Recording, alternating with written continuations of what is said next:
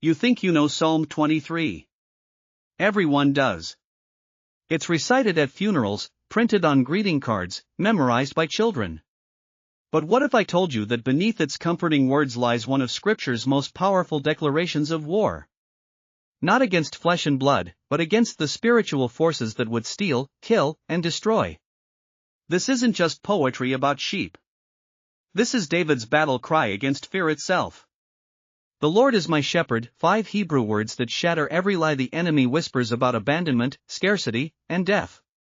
David wrote this psalm not from a comfortable palace, but likely while fleeing for his life, hunted by King Saul through the wilderness.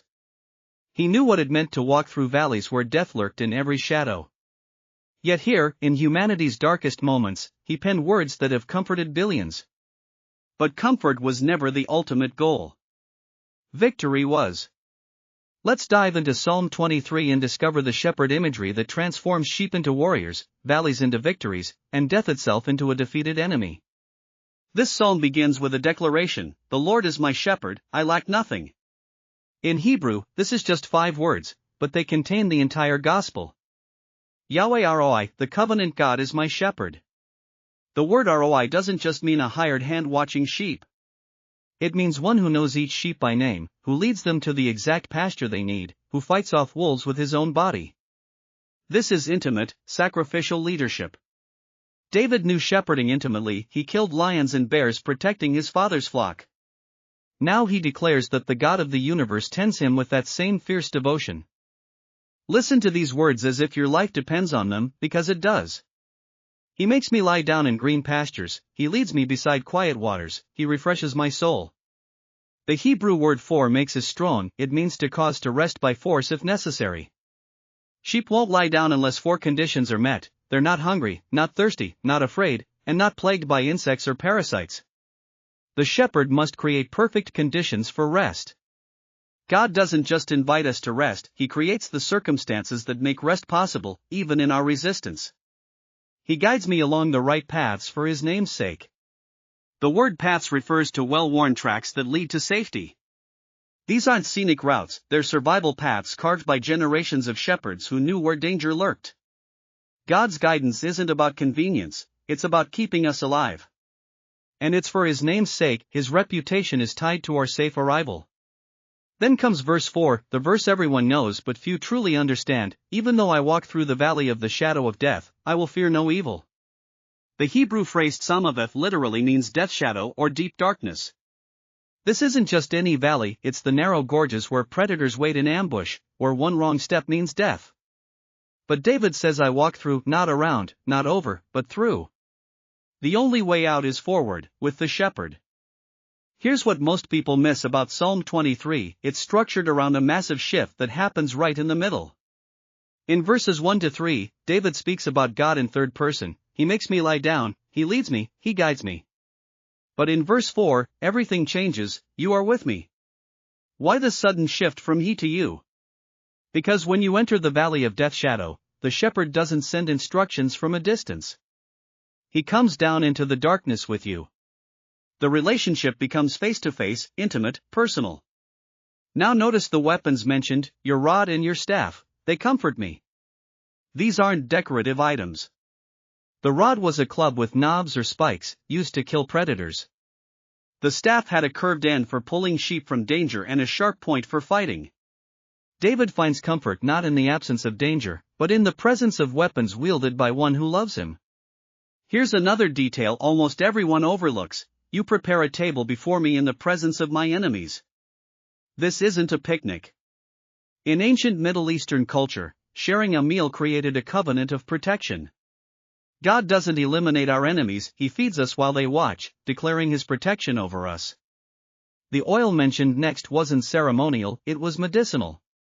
Shepherds would anoint wounded sheep with oil to heal cuts and repel insects. God doesn't just comfort our wounds, He actively heals them. And that phrase, my cup overflows? In Hebrew culture, this was a declaration of abundance that couldn't be contained, blessing so great it spills over onto others. The theological earthquake in Psalm 23 is this: it redefines our entire relationship with God from transaction to intimacy. Most religions are about earning favor, climbing ladders, performing rituals to appease distant deities. But David reveals a God who does the work while we receive the benefit. I shall not want, not because I have everything, but because my shepherd ensures I have everything I need exactly when I need it. This psalm moves us from the anxiety of self-provision to the rest of divine provision. Notice David never says he avoids valleys, he walks through them. The Christian life isn't about escaping difficulty but experiencing God's presence within difficulty. The valley of death shadow isn't optional, it's part of the path. But here's the revolution: what we thought was our greatest enemy, death itself, becomes just a shadow when the shepherd is present. Shadows can't hurt you, they're just the absence of light cast by something real. Death is real, but in God's presence, it loses all power to terrify. This psalm also shifts us from temporary thinking to eternal perspective. I will dwell in the house of the Lord forever. The Hebrew word shub means to return again and again, or to dwell permanently. David isn't just hoping for heaven someday, he's declaring that God's house, God's presence, God's protection is his permanent address starting now. This is covenant language. Once you're God's sheep, you don't graduate to independence. You deepen into dependence. In the hills where David once watched his flock, the animals who witnessed his transformation from shepherd boy to king still remember the songs that echoed through those valleys. I remember when young David sang these words while protecting us from wolves. He understood, to be a good king, he first had to learn to be a faithful sheep. From high above, I watched him face Goliath with the same confidence he shows in this psalm. He knew his shepherd would fight for him, just as he had fought for his flock. Even we predators respected David. He fought us not with hatred, but with the fierce love of a true shepherd. No wonder he could write about God's rod and staff bringing comfort. But here's what amazes me most about humans: David had to learn to be sheep again. Even after becoming king, he still needed shepherding. Humans are so blessed to have a God who never stops caring for them. Yet so many wander away from the flock, thinking they can guide themselves.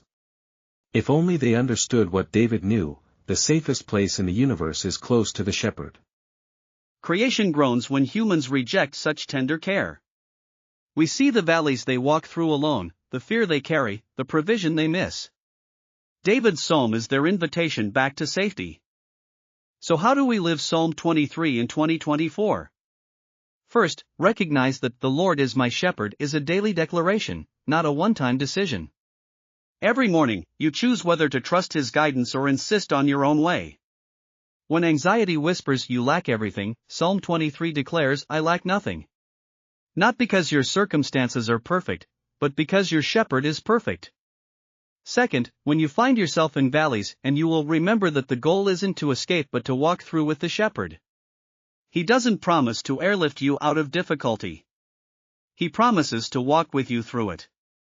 The valley of death shadow might be a cancer diagnosis, a financial crisis, a broken relationship, or the literal approach of death. In every case, the shepherd's presence transforms terror into confidence. Third, let God force you to rest. The Hebrew word suggests that sometimes rest requires divine intervention against our own resistance. Stop trying to manufacture peace through perfect circumstances. Let the shepherd create the conditions for your rest, even when it means saying no to things that seem urgent. Fourth, recognize that your enemies, whether spiritual forces, difficult people, or internal struggles, don't have to be eliminated for you to feast. God prepares your table in their presence, declaring his protection over you while they watch. This isn't about your strength, it's about his covenant faithfulness. Finally, life from the house of the Lord, not just for it. David's confidence wasn't based on someday reaching heaven, but on already dwelling in God's presence, protection, and provision. Your address isn't your zip code, it's the house of the Lord, and goodness and love are already following you there. Psalm 23 isn't just comfort food for the soul, it's a battle cry against every force that would make you believe you're alone, abandoned, or left to fend for yourself. The next time fear whispers that you're on your own, remember David's declaration, the Lord is my shepherd. I shall not want. He makes me lie down. He leads me. He restores my soul.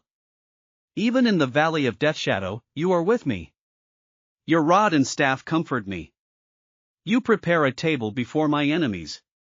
You anoint my head with oil. My cup overflows. Surely goodness and love will follow me all the days of my life, and I will dwell in the house of the Lord forever. This is your inheritance. This is your identity.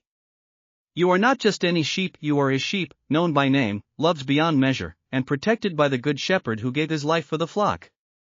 Subscribe for more Bible study content.